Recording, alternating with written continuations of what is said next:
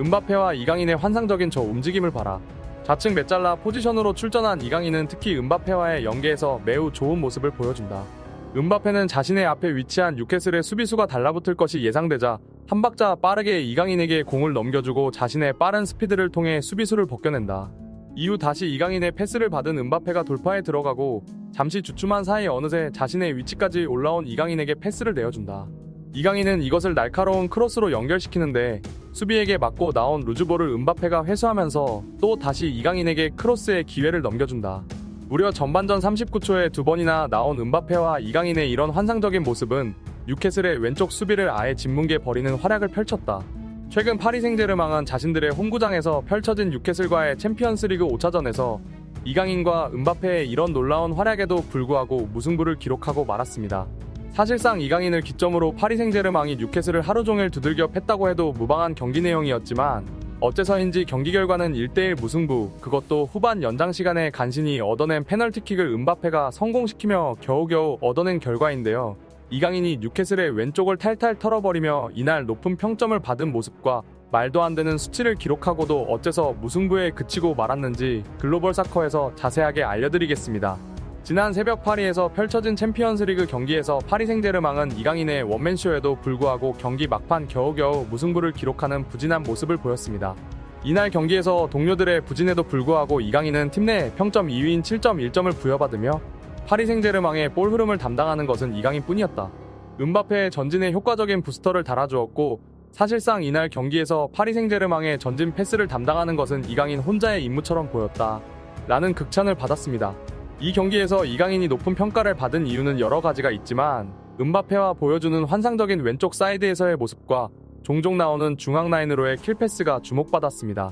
전반전 시작한 지 20초 만에 은바페와 함께 뉴캐슬의 왼쪽을 털어버리는데요. 은바페와 이강인은 깔끔한 2대1 패스를 주고 받으며 은바페의 전진을 도와주었고 은바페가 수비에 막히자 다시 이강인이 등장해서 활로를 뚫어주는 두 선수의 첫 시즌이라는 게 믿기지 않는 호흡을 보여주었습니다.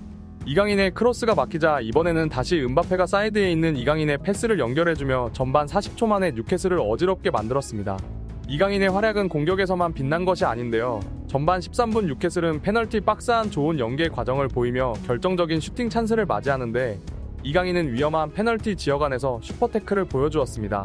상대 선수와 터치는 단 하나도 없이 볼만 아웃시키는 놀라운 태클을 보여주었는데 이강인의 수비 실력 관련해서 팬들 간에 논란이 많았지만 원래 공격형 자원으로 쓰이는 선수이기 때문에 안 한 것이지 또 수비를 맘먹고 한다면 충분히 제 역할을 할 수 있는 모습을 보여줘 지켜보는 팬들의 가슴을 뜨겁게 해주었습니다.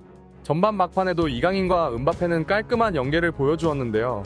이강인과 은바페의 호흡이 상대적으로 좋은 이유가 여기서 나오는데 은바페가 공을 잡으면 일단 기본적으로 뉴캐슬의 수비 3명이 달라붙습니다. 또 파리 동료 선수 한 명이 안쪽으로 들어가는 더미런의 모습을 보여주면서 상대적으로 이강인 앞자리에 넓은 공간이 나오는데 은바페는 자신에게 몰린 수비수들을 제치기 위해 이강인에게 패스를 넘겨줍니다. 이강인이 상대적으로 넓은 공간에서 공을 혼자 보유하고 있자 뉴캐슬 수비수들은 황급히 이강인에 대한 수비에 들어가면서 빠른 속도로 치고 들어가는 은바페를 놓칩니다. 이 장면을 놓칠 리가 없는 이강인은 은바페에게 다시 킬패스를 찔러주는 방식으로 단 2명의 선수만으로 뉴캐슬의 왼쪽 라인을 초토화시켜버립니다. 이 환상적인 연계 과정에서 이어진 크로스를 또 파리 생제르맹 동료는 어이없는 슈팅으로 기회를 날리며 파리 생제르맹의 이날 경기 난항이 예고되었습니다. 또한 이강인은 미드필더와 윙어 역할을 동시에 수행하는 메잘라 포지션으로 출전했기 때문에 후반 62분 좋은 컷백 움직임으로 뉴캐슬의 사이드를 뚫어내기도 했고 가장 인상 깊었던 후반 56분에서는 전매 특허인 킬패스를 보여주었는데 단숨에 무한이에게 전달되는 낮고 빠른 패스를 성공시키며 왜 이날 파리 생제르맹에서 전진 패스를 성공시키는 선수가 이강인밖에 없었다는 평가를 받았는지 보여주었습니다.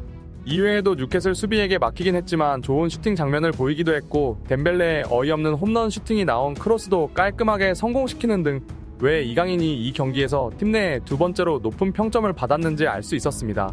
한편 이날 경기에 파리 생제르맹의 충격적인 스탯도 화제인데 1대1 무승부를 거둔 경기에서 무려 골 기대값 4.4를 기록한 것입니다.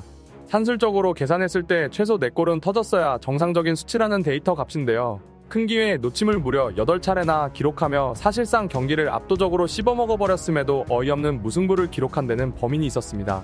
바르콜라라는 프랑스 국적의 어린 선수가 그 범인인데 이강인의 경쟁자로 불리며 파리 생제르맹에 입단한 이 선수는 혼자서만 골 기대값 2.7을 기록하고도 반대로 말에 미친 듯한 슈팅을 남발하며 파리의 부진을 이끌었습니다. 이제 파리 생제르맹은 챔스 16강 진출을 위해 경우의 수를 따져야 하는 상황이 되었으며 다음에 펼쳐질 도르트문트와의 경기에서 승리한다면 무조건적으로 16강 진출이지만 비기거나 패배하게 되는 경우 같은 조 팀들의 결과를 지켜봐야 하는 안타까운 상황에 처해지고 말았습니다.